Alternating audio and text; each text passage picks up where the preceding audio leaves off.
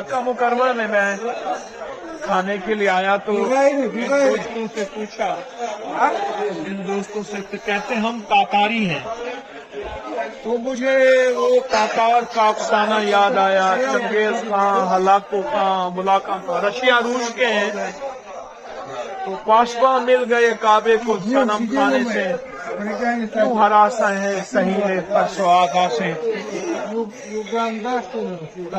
تاتار کا افسانہ اقبال نے بیان کیا، کیا لوگ اللہ پاک نے ان کو کہاں قبول کیا، اور انہی میں سے پھر یہی لوگ تھے جو چنگیز خان، ہلاکو خان، ابلاکا خان، جوجی خان، یہ سارے وہی۔ آج ماشاءاللہ دیکھیں ان کی شکلیں بھی تاتاری کچھ ایسی ہیں، دیکھیں جیسے اللہ نے آپ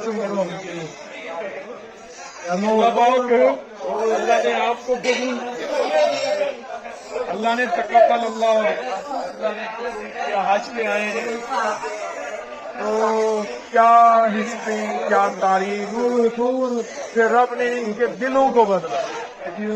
ایک واقعہ ہے نا کہ ایک جا رہے تھے تاتاری ایک بادشاہ، تو ان کا کتا بھی ساتھ جا رہا تھا، تو کہنے لگے کہ تاتار نے ایک مسلمان کو کہ تیری داڑھی اچھی ہے، میرے کتے کی دم اچھی۔ کہنے لگا خاتمہ ایمان پہ ہو گیا تو بھئی داڑھی اچھی نہ ہوا تو تیرے کتے کی دم اچھی۔ تم نے وہ کیا ہوتا ہے؟ ایمان اور اسلام کو سمجھایا، بس اللہ پاک نے دل کی دنیا بدل دی۔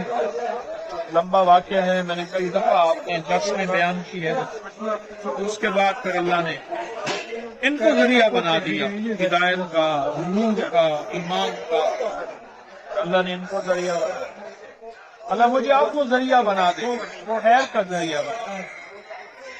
آیا یہاں یورش تاتار کے افسانے سے، پاسباں مل گئے کعبے کو صنم کھانے سے، کشف حق کا زمانے میں سہارا تو ہے، عصر نورات ہے دھندلا سا ایک تارا تو ہے، کیوں ہراساں ہے سہیلے رقص عادا سے، نور حق گزرتے گا رقص عادا سے۔ یہ وہ لوگ ملے ہیں ان کے ذریعے سے بر صغیر میں ہدایت آئی، ایمان۔ یہ مغل سارے انہی میں سے آئے تھے، سارے مغل بادشاہ روس کے ہیں، رشیا کے ہیں۔ جزاک اللہ۔